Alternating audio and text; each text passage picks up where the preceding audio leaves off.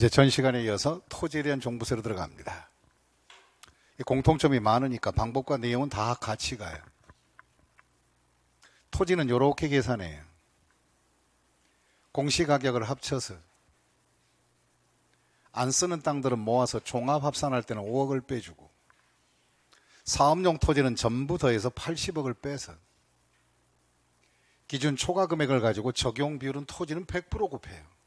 아까 주택은 60%만 잡지만 토지 과다 보유한 자들은 100% 그대로 간다. 과표에 세율을 적용하시고 산출세액이 나오면 세액공제 같은 건 없고 토지는 공제가 없어요.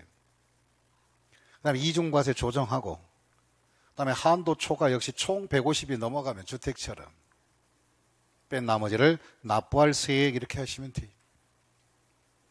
그럼 이렇게 종부세 계산할 때 어떻게 할 건가? 토지분 종부세. 토지는 첫째, 밑줄 한번 그어봐요. 안 쓰는 땅들은 다 모아서 종합합산.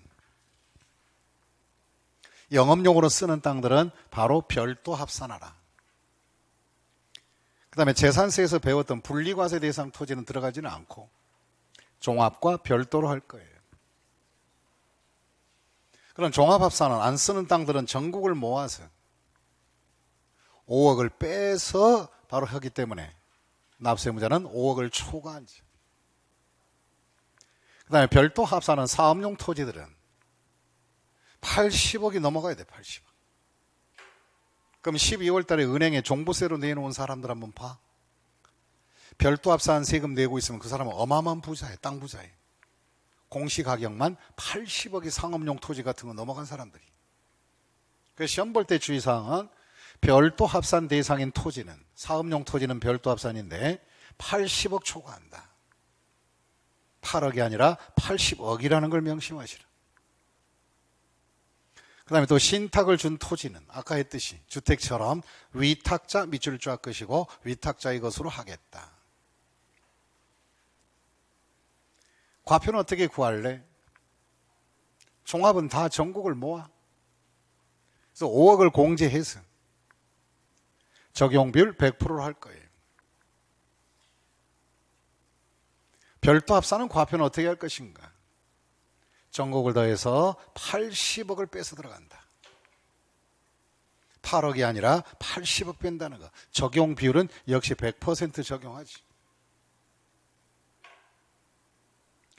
그럼 결국은 땅 갖고 있는 사람은 나대지 같은 안 쓰는 땅들은 전국을 합쳐서 5억이 넘어가야 종부세 들어가는 거고, 상업용 토지 같은 거, 일반 사업용 토지들은 80억을 초과해야 그나마 세금 내는 것이. 그 세율은 몇 프로일까? 종합합산 대상은 세율이 과표에 따라 10, 20, 30 이렇게 가. 열, 30 하는 거예요. 그래요. 10, 20, 30. 1000분의 10에서 그러니까 1%, 2%, 3%. 줄여서 하나, 둘, 셋 종합이다. 그 다음에 이중과세 조정을 아까 했던 주택과 똑같이 중복 구간에 재산세 조정한다는 거예요. 토지도 이중과세 조정하라.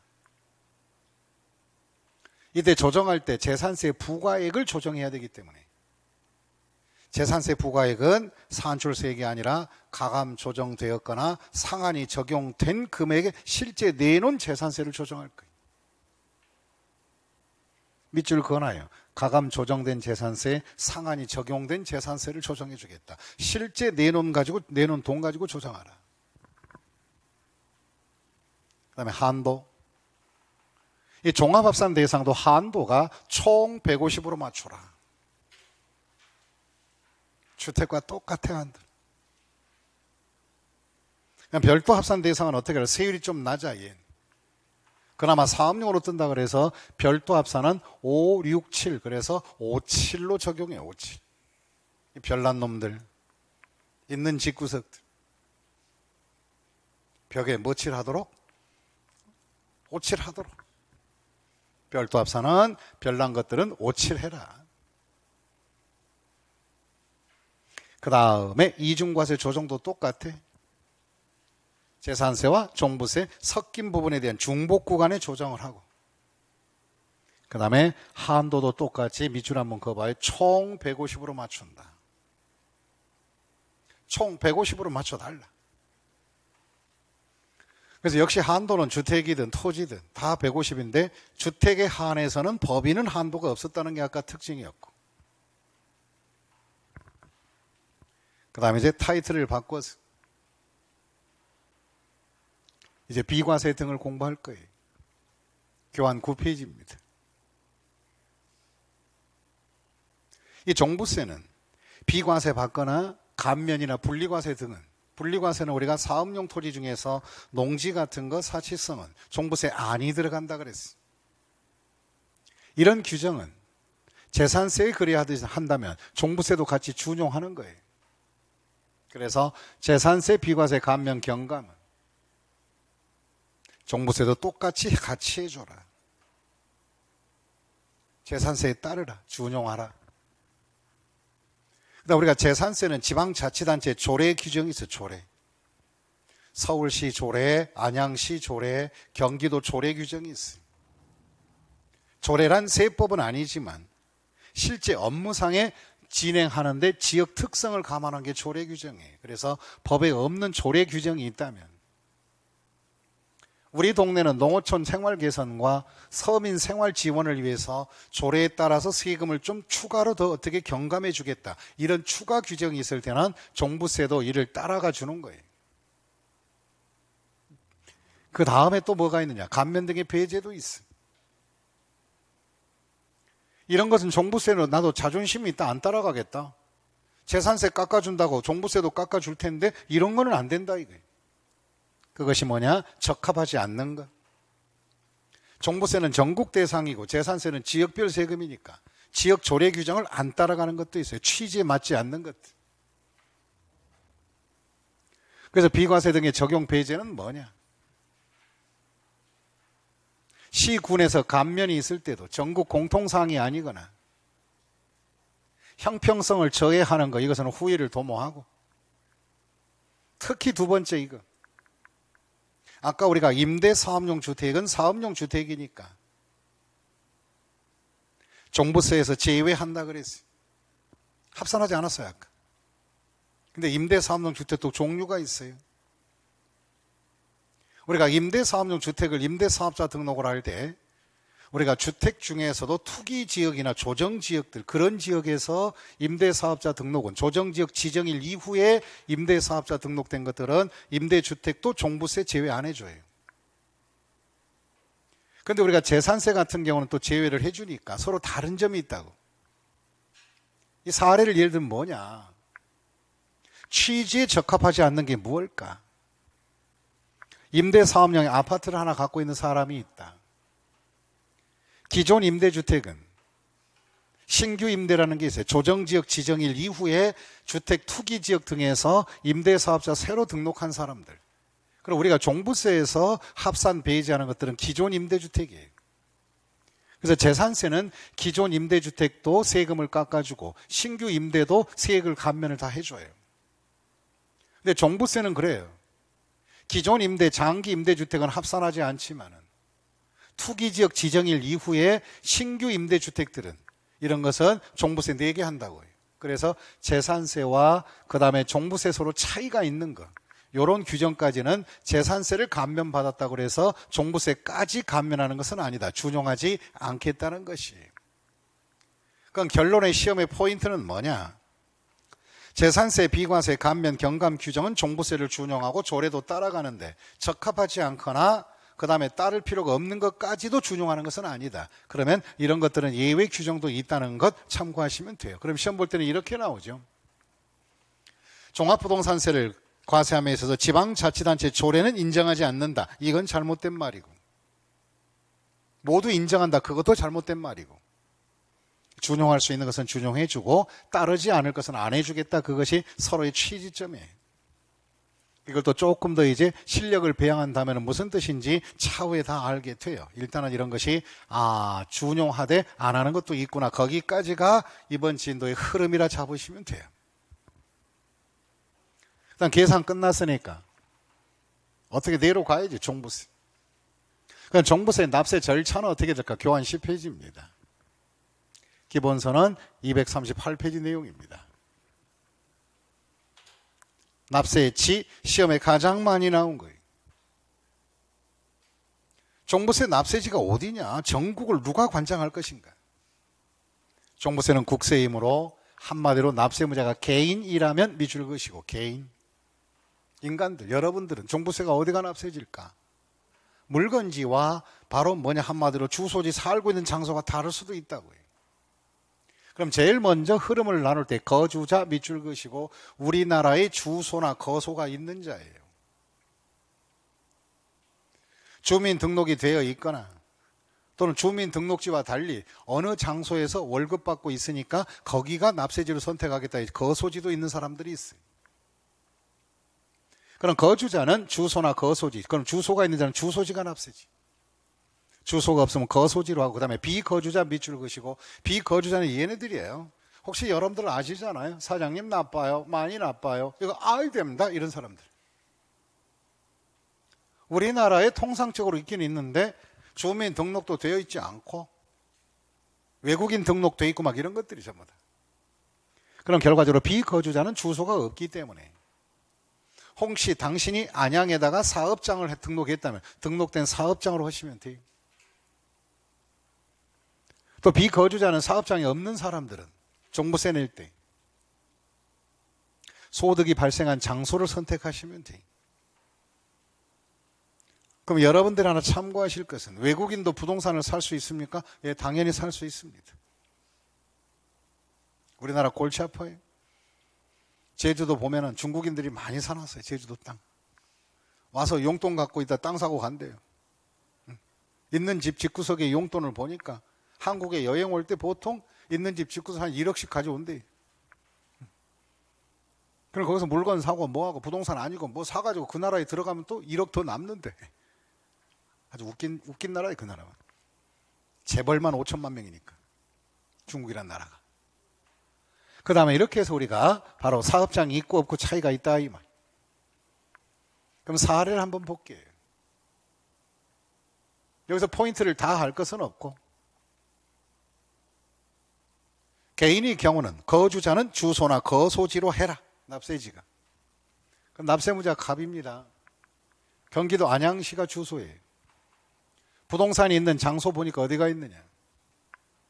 대구, 달성구, 부산, 해운대, 서귀포, 고양, 시흥, 전남, 목포, 외구까지 부동산이 있네. 그러니까 이런 것들에 대한 종부세 과세를 할 때 어떻게 될 것인가? 대구에 있든 부산에 있든 서귀포에 있든 경기도의 부동산이 있든 시흥에 있든 목포에 있든지 간에 이 모든 부동산에 대한 전국 취합하여 토탈로 세금을 매기는 장소는 살고 있는 주소지가 살고 있는 게 안양이라면 어디다? 안양세무서가 되는 거예요. 안양세무서. 주소지가 된다. 근데 교수님, 왜요? 그랬더니 왜 이런 건 다 화살표가 되는데 외국 것을 왜 화살표 안 해놨어요? 종부세 계산하는 것은 국내 영토 안에 부동산만 갖고 하는 것이지 국외 부동산은 종부세 내지 않기 때문에 들어갈 필요가 없습니다. 그래서 외국에 땅 산 사람들은 재산세도 안 나오고 종부세도 안 나오고 취득세 뭐 이런 거 아무것도 없어요. 하지만 외국에서 땅 산 사람이 나중에 팔 때 소득은 지가 가져오기 때문에 양도소득세는 있을지 몰라도 국외 부동산 등은 양도세 이외에는 다른 세금이 없다 했어요. 그 다음에 납세무자가 법인 밑줄 그시고, 법인은 하나의 단체이기 때문에 첫째, 내국법인. 내국법인은 우리나라에서 설립한 법인을 내국이라 그래요. 법인은 지점과 본점이 있는데 지점은 본점의 역할을 대신해 주는 장소, 업무 장소일 뿐이기 때문에 법인의 내국법인은 본점이나 또는 주사무소 소재지로 하라. 그 중개법인 같은 경우는 본점이란 말을 쓰지 않고 주사무소, 바로 분사무소 이렇게 말을 하죠. 그러면 이 주사무소가 곧 본점 같은 말이에요. 그러니까 외국법인은 뭐냐? 국내 사업장이 있다면 사업장 장소로 해주시고, 사업장이 없을 때는 소득 발생이 있는 물건 장소를 납세지로 해서 선택하라. 근데 큰일 났어요. 뭐 법인은 뭐 그다지 중요하지는 않지만 3번이 시험 문제 나온 적이 있지. 비거주자 주소나 거소도 없다. 그리고 외국법인인데 사업장이나 소득도 없다. 납세지를 정할 수가 없다. 그럼 부득이한 상황이 발생한다. 그러니까 이렇게 납세지를 정할 수 없을 때는 부동산만 소유하고 있다면, 이런 납세지를 정할 수가 없을 때는 바로 물건 등의 장소에서 해야 돼. 주택이나 토지 소재지 하나 선택해야 돼. 그럼 주택과 토지가 여러 군데가 있을 때는 공시가격이 가장 큰 주택이나 토지 소재지로 가는 것이. 그래서 이것이 바로 뭐냐? 바로 사업장이나 소득도 없는 비거주자나 외국법인의 선택이. 그 다음에 밑줄 그으세요. 두 번째, 과세 기준일. 종부세는 재산세와 더불어 들어가기 때문에 매년 6월 1일 과세 기준일로 해서 납세물을 성립시키는 거예요. 그 6월 1일 현재 소유자가 재산세도 내야 되고 종부세도 내야 되고 보유과세 있는 거 싹 쓸이 다 내야 돼요. 3번 밑줄 그으세요. 부과징수. 종부세는 납세무자가 신고할 건가, 세금 신고를, 아니면 그들이 계산해 주느냐. 가만히 있어도 그들이 계산해 주는 것이. 그럼 종부세는 세무서장이 결정해서 네가 계산해서 12월 15일까지 1일서부터 15일까지 고지서 발송에 징수하겠다. 그러니까 여러분들은 할 일 없어요. 가만히 있으면 종부세 나오면 날 잡아서 내기만 잘하면 돼. 그럼 종부세 납기 거기다 밑줄 그으시고, 납기는 11월 1일서부터 15일이다. 대부분 시험장에 가면 이거 여기서 실수를 해요. 종부세 납기는 16일서부터 12월 말일이다. 이렇게 가버린다. 그거 아닙니다. 1일에서 15일까지를 납기로 하는 거예요. 고지서는 어떻게 할까? 종부세는 한 장의 종이에다가 납부 고지서를, 그 납부 고지서 한 장에다가 토지 얼마, 주택 얼마 세액을 기재해서 납부 개시 5일 전까지 발급해 줄 거예요. 그럼 재산세도 5일 전에 고지서가 와. 그 다음에 바로 종부세도 5일 전에 고지가 와요. 그때 보내는 거예요. 그래서 고지서는 항상 납부 개시 5일 전에 발송해 준다는 거. 그러면 납부가 거의 다가오면 우체통에 보세요. 꽂혀 있을 거예요. 고지서는 어떻게 보내느냐고요? 여기서 시험 문제 나온 적이 있어요. 주택 고지서, 토지 고지서 따로 가느냐, 한 장에 다 기록하느냐. 네, 그것도 문제. 그런 것도 원래 중요치도 않는데도 이 정신 나간 것들이 출제해 놓은 거 보면 이상한 거. 어떻게 하면 틀릴까? 아주 추접시러, 추접시러. 극치야, 극치. 고지서는 한 장입니다. 다 있다면. 주택의 과표, 종합과표, 별도과표에서 아가세금, 농특세 붙여서 납부할 금액에서 한 장으로 주택과 토지를 구분해서 해주는 거예요. 고지서를 따로 한다는 것이 아니라 한 장에다가 내용을 일괄 기록한다 이 말이에요. 그럼 종부세는 전국 어디에 땅이 많든 적든 주택이 수십 채 수백 채든 물건별로 나오는 것이 아니라 종류별로 나오는 것이 아니라 한 장에 묶음 토탈로 한다는 것이. 그러니까 종합이지.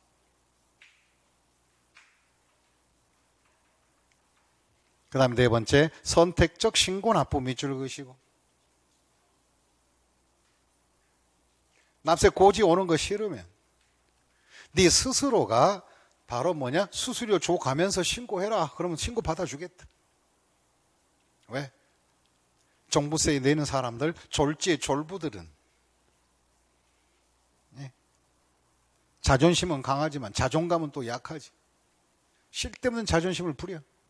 야, 네가 고지하는 건 난 싫다. 난 내가 신고하겠다. 나 있는 놈인데 이렇게 하면서. 그래서 신고할 기회를 또 주는 거예요. 선택적 신고.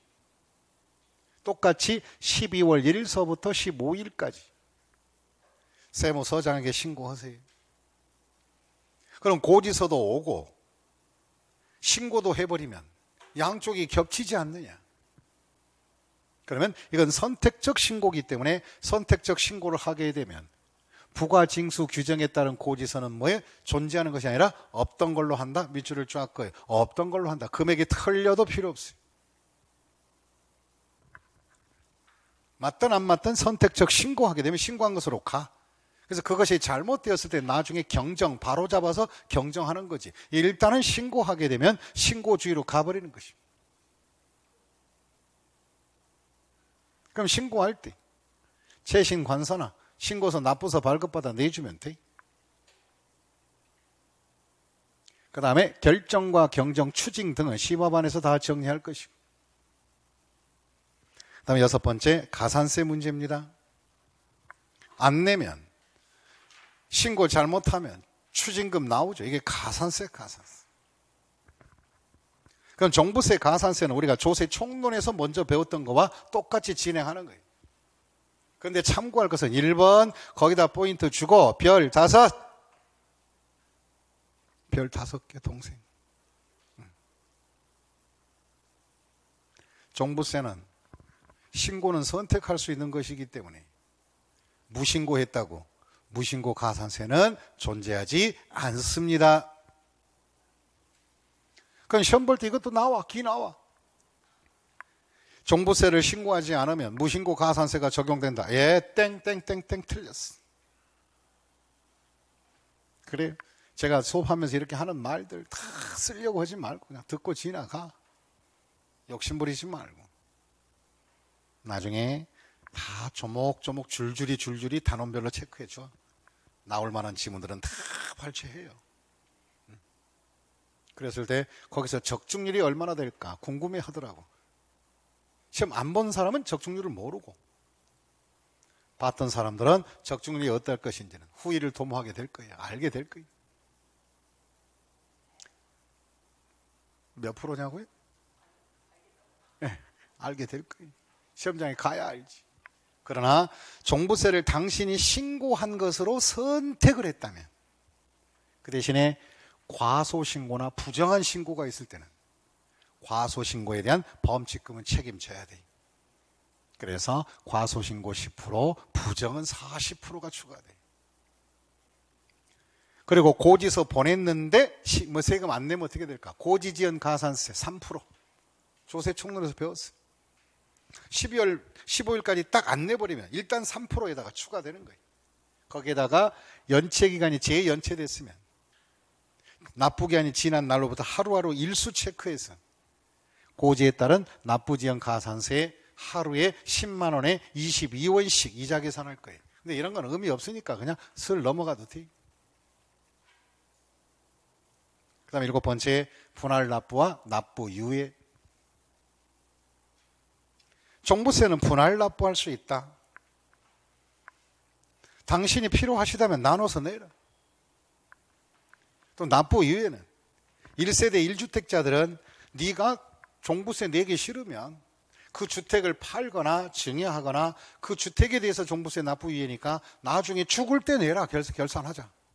이게 납부 유예예요. 첫째 1 분할 납부.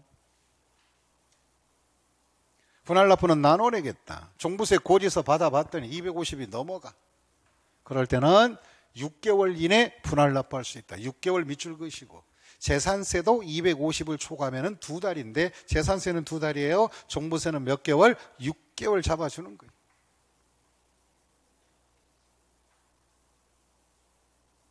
분할 납부 기간 밑줄 한번 그어요. 밑에 표시. 재산세나 소방분 지역자본 시설세, 양도세 이런 것들은 분할 납부 기간이 2달을 줍니다. 근데 유일하게 6개월간을 나눠낼 수 있다는 것은 종부세밖에 없어요. 다 2달인데 6개월이다 종부세. 근데 종부세를 6개월 주는 이유는 특히 법인은 별거 아니지만 개인 중에서도 종부세가 수억 나온 사람 많아요. 그래, 우리는 뭐 조금 내지 내는 사람 있다면 종부세 몇십만 원, 몇백만 원 정도 내로 끝나지. 몇백만 원도 크기는 크다.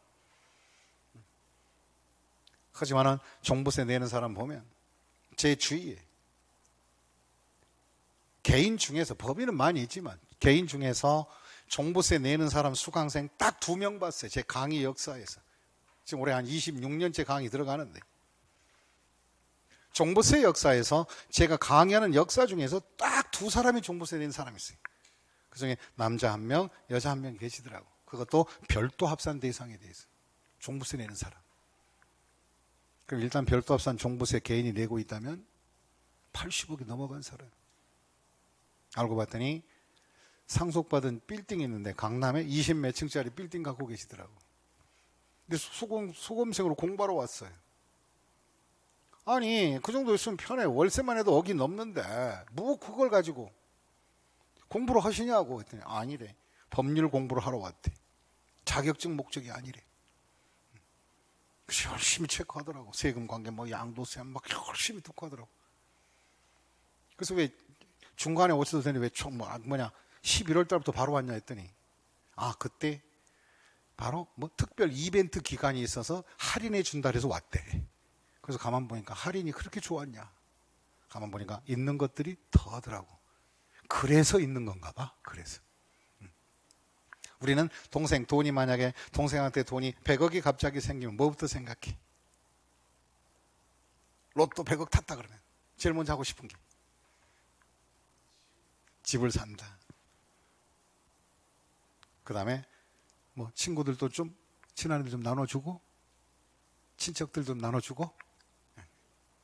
그래요. 친구는 어떡할 거야? 100억이 갑자기 당첨됐다.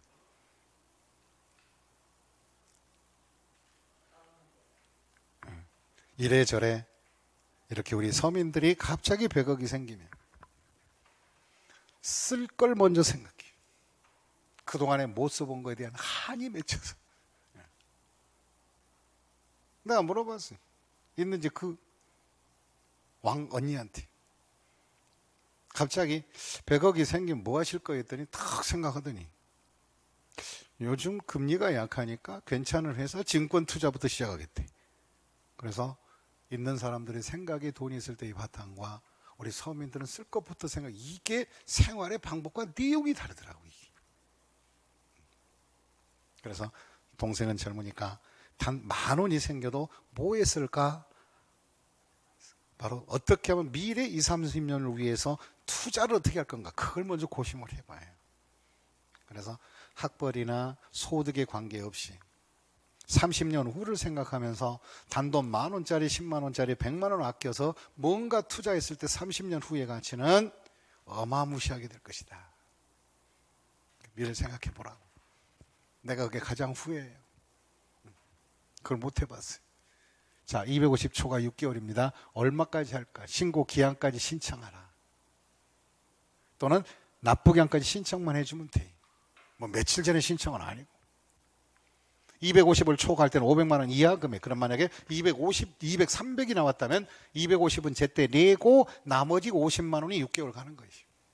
그 다음에 250을 초과했을 때 500만 원을 초과하면 전체 세금의 50% 이하를 잘라서 할 수 있다. 만약에 종부세가 1억이 나왔다면 5천만 원은 제때 내시고 나머지 5천은 6개월 나눠내는 거예요. 6개월 기간에 5천만 원 아무 때나 내면 돼. 6개월 또 나누란 소리는 아니고 6개월 이내에 5천만 원 남은 금액 언제나 갖다 내면 된다. 그럼 이 분할 납부는 납세무자의 권리이기 때문에 납부기한이 지나서 내고 있어도 이런 것들은 가산세 이런 건 붙지 않아요. 그 다음 밑줄 한번 그어버려요. 물납. 재산세는 물납할 수 있으나 종부세는 물납 규정은 없습니다. 종합부동산세는 물납이 없어요. 과거에는 있었는데 없어졌어요. 그래서 이것도 시험 문제에 나온 데가 있어요. 종부세 5개 지문이 막 복잡하게 나오면서 옳은 것을 고르시오. 옳은 거. 다 틀리게 나왔는데 맨 끝에 5번 지문에 그거 하나 나왔더라고. 종부세는 물납할 수 없다. 그게 답인 거야. 이게. 그래서 시험 문제의 답은 간단하게 나온 게 많다. 그러니까 모든 공부를 전부 다 소화할 것이 아니라 이해력 위주로 공부하고 잊어버려도 좋다 이 말이에요. 포인트만 잡으시면 되니까. 납부 위에 보시겠습니다. 이 납부 위에는 종부세는 심화반에서 진행할 거예요. 그다음에 물적 납부 이외에도 심화반에서 진행합니다. 그 다음에 9번째, 아가세금. 종부세에 따라다니는 아가세금은 뭐가 있습니까? 종부세 내는 사람은 그 종부세 납부할 세액 20%의 농특세 아가세금 챙겨줘야 돼요. 그러면 종부세가 만약에 5천만 원이 나왔다. 그러면 아가세금은 농특세가 20%면 1,000만 원이 농어촌 특별세 좀 내달라고 덧붙여 먹는 거예요. 본세금도 많은데 거기다 애기세금까지 붙이는 거예요. 애기 분유값 좀 달라. 종부세 20%. 1억을 낸 사람은 2천만 원이 분유값인 거예요. 본세금 떼가, 아가세금 또 떼가, 그런 거예요. 그래서 본세금에 따라다니는 아가세금이 농특세가 있다는 걸 알아두시면 돼요. 그래서 종부세 정리를 해봤어요.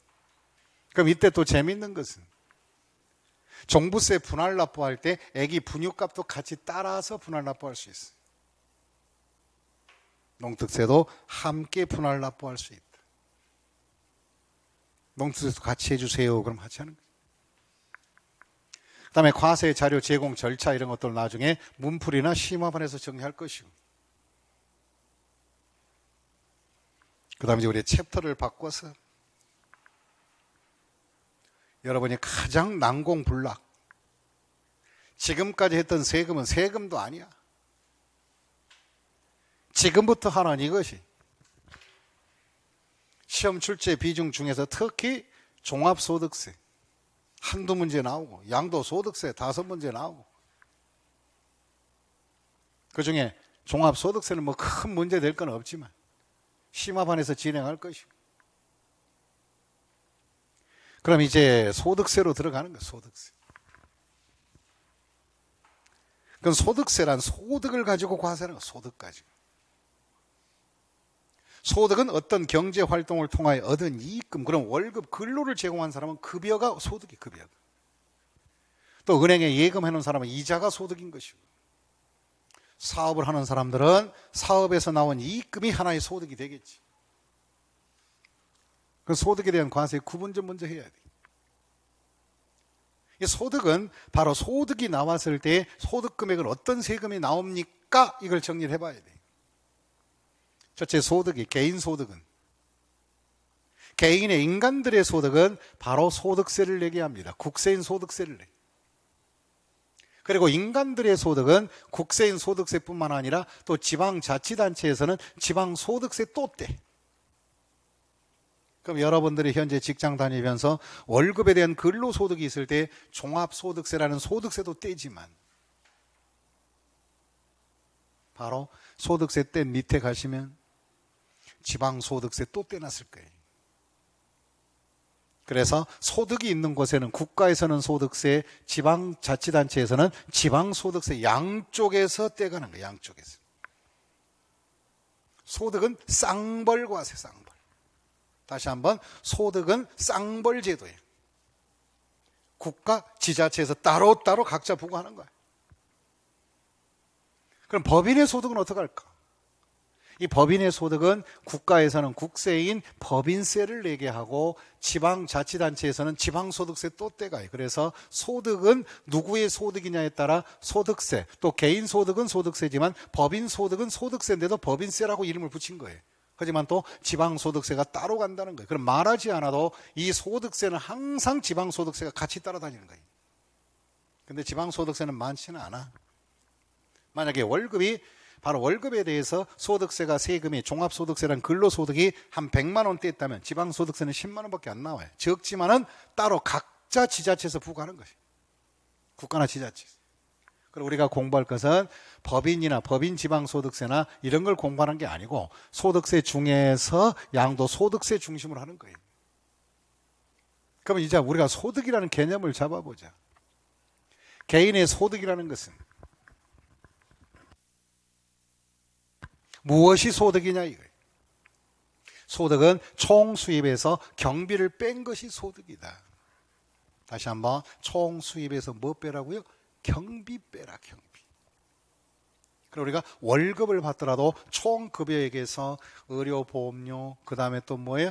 바로 국민연금 이런 거 다 빼고 실제로 얻은 이익금 가지고 하는 거예요. 그래서 총 수입에서 경비를 뺀 게 한마디로 소득이 소득. 그럼 경비가 많으면 그만큼 소득도 적어진다는 거죠. 그럼 우리나라 소득은 어떻게 구분하느냐? 그럼 모든 소득을 소득세 이렇게 하느냐? 아니에요. 우리나라 소득세는 기본이 4가지로 구성을 해. 소득세가 종류가 4가지. 소득의 종류가 많다 보니까 이거 잘 아셔야 돼요. 이게 소득 금액, 소득을 구분해 보자. 소득은 첫째, 건건이 매기느냐, 1년 결산하느냐. 원칙이 1년치 결산하는 거예요. 이거 중요한 거예요. 시험 잘 보셔야 돼요. 여기서 흐름을 잡지 못하면 1년 내내 헤매는 거예요.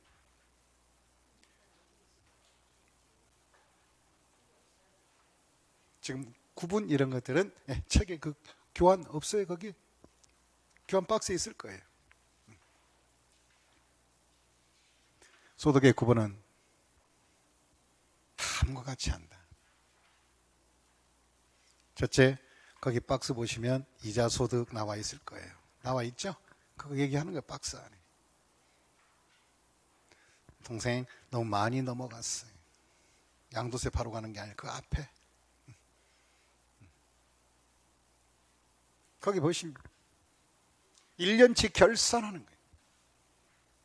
이자 소득 있는 자, 이자 소득. 배당금을 받은 자, 배당 소득. 회사에 자금 출자해서 얻은 배당이죠. 그럼 사업을 하는 자, 사업 소득이다.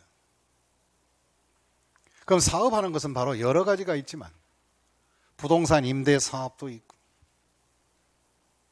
또 부동산을 사고 파는 걸 업으로 하는 매매업도 있고 또 주택을 지어서 분양하는 주택개발 공급 사업도 있고 기타 사업, 중개업, 음식점은 모든 것들이 사업 행위로 하는 자를 우리는 사업자라고 해요. 사업자.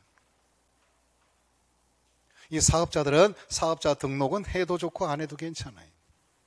그럼 미등록 사업자도 사업소득으로서 세금을 내야 된다, 안 내야 된다? 내야 되는 거예요. 등록 사업자만 세금 낸다면 다 등록 안 하지 뭐.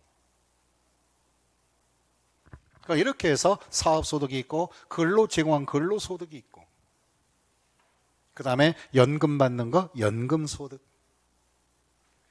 그러니까 이 연금이라 하는 것은 처음에 월급 받을 때 경비로 빼주지만 나중에 연금 탈 때 또 그건 따로 또 세금 내야 돼. 연금소득. 그 다음에 기타소득. 이 기타는 바로 뭐냐 이런 것과 그 다음에 양도나 퇴직소득 빼놓고 나머지 기타 잡소득이라 하죠. 그럼 기타소득은 뭐가 있을까? 그 밑에 보시면 거기 표시해놨어요. 기타소득은 첫째 뭐가 있을까? 가계 권리금 받은 거, 전폭 권리금들. 또 남의 집에 전세 상가 들어가서 전세 보증금 막 별도로 전세 권리금 받은 거. 또 다른 지역에 가서 이주권 권리금 받은 거. 이주권도 좀 설명할 거예요. 그 다음에 장소를 잠시 빌려주고 바로 일당 받는 것들. 이런 게 다 기타 잡소득이. 그럼 기타 소득이란 이와 같이 퇴직이나 양도, 그 다음에 이자, 배당, 사업, 근로, 연금 소득을 뺀 나머지는 기타 소득으로 다 들어간다. 그럼 이렇게 우리나라 소득은 1년치 보따리 결산을 해서 세금 계산을 어떻게 할 것인가? 첫째, 이자, 배당, 사업, 근로, 연금, 기타 소득은 요 6가지는 다 묶어서 한 방에 묶어서 종합소득세를 낸다. 종합과세하는 종합소득세 내는 거예요. 단 종합소득세, 종합과세하기 전에 분리과세, 거기다가 밑줄 그시고 분리과세들은 들어가지 않아요. 분리과세는 제외하고 안 나와 있으면 써놔요. 종합소득 옆에다가 분리과세 빼고. 분리과세는 뭐냐? 소득 중에서 1년 결산하지 않고 또는 종합으로 과세하지 않고 바로 세금 떼고 정산 미리 끝내버리는 것 등 이런 것이 분리과세. 그럼 여러분들이 소액 은행 이자는 은행에서 세금 떼고 끝내버리는 거지. 나중에 당신 결산해서 세금 내라 다시 정산하자 이건 아니에요. 그래서 이와 같이 분리과세 한마디로 쉽게 얘기해서 바로 뭐냐 미리 세금 떼고 종결하는 분리과세만 아니라면 나머지는 다 종합으로 해서 종합소득세 내게 되고 그 다음에 퇴직금 가지고는 퇴직소득세 내고 또 양도소득 가지고는 양도소득세로 내는 것이. 그럼 우리나라 소득세는 줄여서 얘기한다면 세 가지 세금입니다. 종합소득세, 퇴직소득세, 양도소득세, 그 다음에 또 나머지 분리과세 소득세가 있는데 큰 의미는 없고 그럼 우리가 공부하는 것은 종합소득을 공부할 것이며 종합소득 중에서도 사업소득 중에서 부동산 임대사업에 대해서 할 거예요. 그럼 부동산 임대하신 분들은 임대사업은 사업소득에 대해서 종합소득세로 들어간다는 것이. 그 다음에 또 우리가 퇴직금은 뭐 신경 쓸 것도 없고 그 다음에 양도소득은 따로 분류해서 양도소득세를 내게 돼. 그럼 여기서 우리가 중요한 게 뭘까? 아니 개인이 부동산을 팔면은 매매업도 있는데 그럼 양도 부동산 팔아서 소득은 양도세를 내는데 두 개 다 냅니까? 그렇지 않아요. 여기서 사업으로 가느냐 양도소득세로 내느냐는 것은 부동산의 양도의 형태에 따라 달라져요. 우리 세법에서 어떻게 정해놨느냐.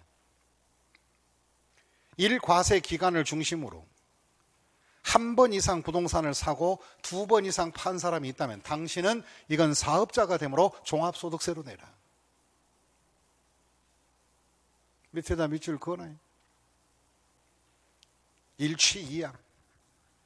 한 번 이상 부동산을 취득하고 한 번 이상 양도한 사람이 있다면 2번 이상 양도한 사람이 있다면 당신은 사업자이므로 양도소득세 내지 말고 사업소득으로 가라. 1회 이상 취득, 2번 이상 파는 거. 그럼 내가 올해 들어와서 부동산을 10개를 팔더라도 한 번이라도 산 적이 없다면 이것은 양도소득세로 들어가는 것이지 바로 사업소득으로 들어가질 않아요. 그럼 여기서 우리가 중요한 건 뭔가? 부동산을 양도했을 때 사업 목적인 사람들은 종합소득세를 내겠지만 사업자가 아닌 부동산의 여러분들처럼 일반적인 부동산 양도는 일시성을 갖는 것들은 뭐로 간다? 양도소득세로 들어간다 이거예요. 파트를 구분하셔야 돼요. 파트를. 그럼 우리가 배우는 건 양도세 중심으로 할 거니까. 그러면 시험 볼 때 이런 것도 나와요. 현재 우리나라 양도소득세는 종합소득과 합쳐서 과세한다 아니면 분류한다? 분류해서 따로 들어간다는 거예요. 그게 하나의 포인트. 그리고 소득세 과세는 건건 과세로서 종합소득세나 퇴직이나 양도소득세는 1년치 결산 과세하는 것이지 건건이 과세하는 게 아니에요. 특히 일시적으로 부동산을 양도할 때 양도세를 낸다 하는데 내가 올해 부동산을 4월 달에 하나 팔아서 1억이 남고 10월 달에 팔아서 또 1억이 남았다면 1억 따로따로 신고하는 거 아니에요. 나중에 1년 결산해서 바로 뭐냐 한마디로 2억 가지고 세금 계산 들어가는 거예요. 그래서 같은 연도에 양도 횟수가 많아서 소득이 크다면 누진율이 세지는 거예요. 그러니까 가급적이면 부동산 양도가 횟수를 나눠서 올해 얼마 내년 얼마 나눠내는 게 좋아요. 그럼 소득세 기본세율은 6에서 45%까지 누진율이야. 누진율. 종합소득세에서 누진이 원칙이 6, 4, 5 누진. 그 다음에 퇴직금도 그 다음에 양도소득세도 전부 다 원칙상의 6, 4, 5 누진이죠. 구분해봤어요. 그래서 개인이 부동산을 양도할 때 세금 과세 방식은 사업자라면 종합소득세를 내라. 주택개발 공급사업이나 또 매매사업 1회 이상 취득하고 몇 회 이상 양도, 2회 이상 양도는 일취이양이 된 사람들은 하나의 양도세가 아니라 종합소득세다. 그 다음에 일시적인 부동산 양도는 매매사업자가 아니라면 양도소득세를 내는 거죠. 그 다음에 두 번째 기타 소득은 뭐가 들어갈까? 아까 얘기했던 거 계약금을 줬는데 바로 계약을 깨서 위약금 받았거나 상가 임차 권리금 받았거나 사업장 권리금인 영업권이나 이축 권리금 받았을 때 장소 제공료 받은 거 이런 것들이 주로 기타 소득으로 들어가는 것들이. 그 다음에 큰 3번에 보시면 소득세는 원칙상 1년 기준 과세하라. 1년 기준 과세. 그 의미는 뭘까? 여러분들은 소득은 건건히 과세한다고 생각하시면 그럼 큰일 나요. 월급도 달달이 조금씩은 떼지만은 1년 결산해서 정산을 해야 하네요. 정산이 원칙 신고가 정산 신고. 그럼 보시겠습니다. 일반적인 소득세는 기간 과세한다. 일정 주기로 과세한다. 주기 사이클당 과세하는 거예요. 보시겠습니다. 내가 1월 1일서부터 12월 30일 1년이 한 사이클이에요. 그래서 1년 동안 소득이 발생했다. 이 기간에 일과세 기간에 소득이 나오고 뭔 소득인지 다 소득이 나왔겠지. 이 소득을 1년 결산하는 거예요. 결산.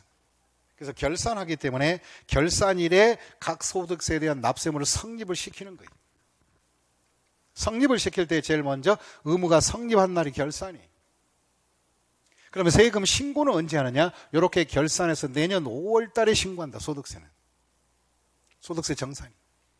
그럼 결산할 때 5월 달에 하는 것이 확정해서 신고하고 납부하고 바로 소득세를 종결시키는 것이. 그럼 첫째, 종합소득은 종합소득대로 아까 했던 거 몰아서 확정 신고하시고. 그 다음에 양도소득이 있다면 양도소득세도 확정 신고는 내년 5월 달에 하는 것이. 근데 양도소득세는 1년 가서 여러 개 파는 사람 별로 없다 보니까 그러면 확정 신고를 하더라도 미리 신고해서 조기 결산을 하자. 그래서 양도소득세는 미리 땡겨 신고하는 예정 신고 제도가 있습니다. 다시 한번 무슨 신고 제도가 있다고요? 예정 신고. 그 다음에 퇴직금대로 5월 달에 확정해 주는 거예요. 근데 여러분들은 이 퇴직금 탄 사람들은 5월 달에 확정 신고 따로 할 것은 없어요. 회사에서 퇴직했을 때 세금 다 정산하고 나중에 가만히 있어도 회사에서 다 해줘요. 그것은. 대신 해준다. 그래서 소득세에 대한 특징 몇 가지를 해봤고 이제 잠시 후에 오늘 본게임 양도소득세 본게임 들어갈 거예요. 자, 휴식해요.